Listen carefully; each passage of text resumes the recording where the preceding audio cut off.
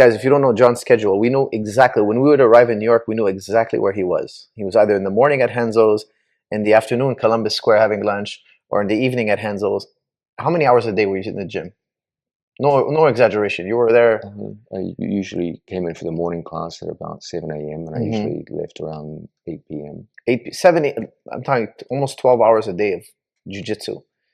And then you took this game and you distilled it. And then you can take some young kid in 3 years and turn him into a killer.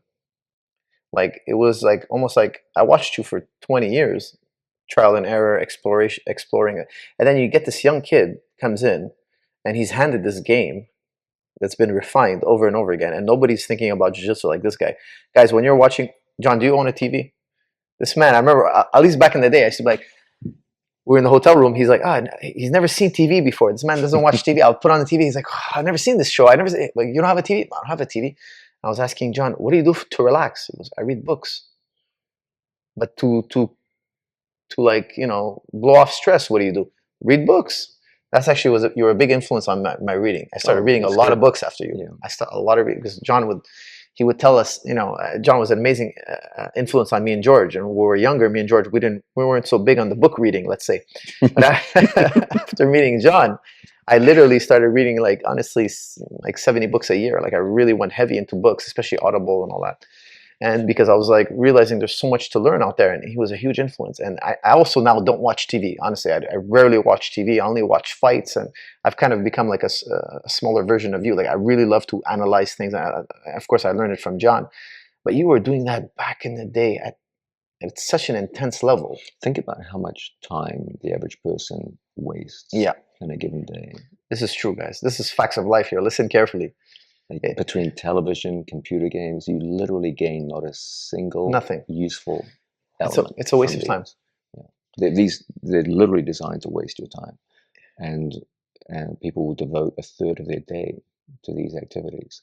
If you could just take that wasted time and learn skills within 3 years, you could have reinvented who you are as a human being. I mean, what do you call that when you distill something and make it so potent, and you're taking these young kids in 5 years, they're black belt level, even less than 5 years. Like, I would say, like, one of your purple belts is higher than I would put your purple belt against a black belt, an average black belt, easily. Like, of course, I've been trying to replicate that model to a lesser degree. Like, my purple belts, I trust them against even black belts, and it has a lot to do with the way you taught us to be methodical, and good wasn't good enough. It had to be perfect, and it had to be a backup plan. And it was just so overly, the preparation was so overly, I mean, what's the word for it? Can you be over prepared?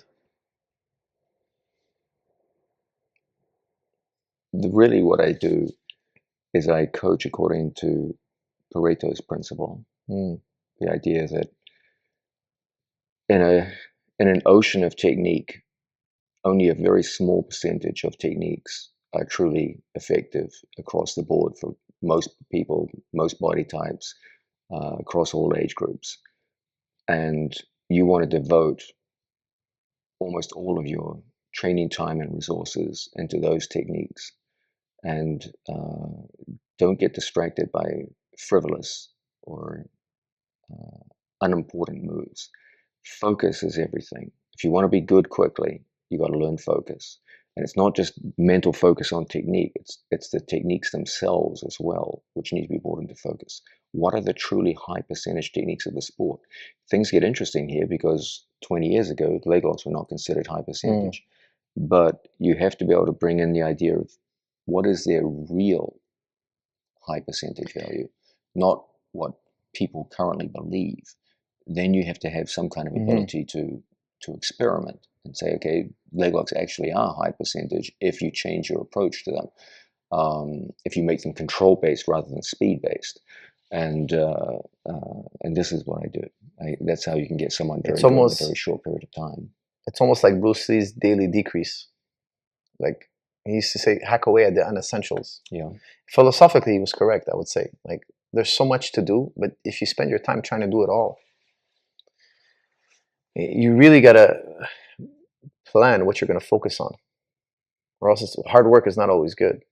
Hard work is sometimes a waste of energy. But with that said, I want to talk about another famous student of yours, George St-Pierre. Very different than Gordon. Yes. Very different attributes. I would say, if somebody asked me what made George so successful, there are many things, but one of them was his enthusiasm for training. Yes. He always found a way to pump himself up for training. He was happy to be there. It was tough. It was certain training camps were hell, yes, but he'd find a way to get that motivation. And he's a very motivating guy in the practice room. He'll beat you up and convince you to come back tomorrow. Let's do it again. And he would beat you up in a nice way. George is the sweetest guy in practice. Never hurts his partners. But I wouldn't have trained as hard if it wasn't for George. He would convince me that tomorrow it's a good thing to do it again. The whole thing, from morning to night. It was an incredible amount of training. Yes, he was really, he was the guy that changed the face of mixed martial arts. He's the one who brought the idea of professional fight camps into MMA. Before that, it was kind of like a cowboy approach where guys just brought in a few buddies a couple of weeks before a fight, did whatever kind of random training that they thought was appropriate, and they went in there and fought. George was the first person to bring in specialized experts, employ strategy, tactics. He united everybody. Yeah. It was a remarkable man. An incredible person. Nobody could bring together a practice group like George. He had a magnetic personality. You'd love to help him out. He made everybody feel welcome, special, part of the team, part of his success. I've never seen trainers be so happy to see. Sometimes trainers, they don't want to show you too much. George was the opposite. Oh, show him everything. This is such a good guy. Yeah. Everybody absolutely adored him. There was very little friction in the group, and it had a lot to do with his personality. Yeah, he was an incredible athlete, not just physically, but in terms of creating synergy, like we were talking about the other day. I've never seen an athlete create synergy like him. Yeah, now George is an embodiment of the old martial arts principle of mutual benefit. Everyone who came to his camps benefited, and he benefited from them, and that was the core principle of everything he did in martial arts. Who was it that was saying, you were telling me, says mutual benefit? Was it Kano? Kano, the founder of Judo. Welcome to Mastering the Move, the ankle lock. Any discussion of the general leg lock revolution would be remiss without a detailed study of the ankle lock. For most students of Jiu-Jitsu, the ankle lock is the first leg lock that they encounter in their learning journey. It is a powerful and high percentage technique that can reliably win matches at all levels. This video will break ankle locking into 3 core skills to begin with. First, getting to an efficient and devastating upper body grip on the foot. Second, using ashigurami, leg entanglements, to effectively pin and control the opponent's hip or knee. Third, you will learn how to overcome intelligent resistance from a skilled opponent. Let's get started then with your ankle lock journey, and I'm sure that soon you'll be having similar success.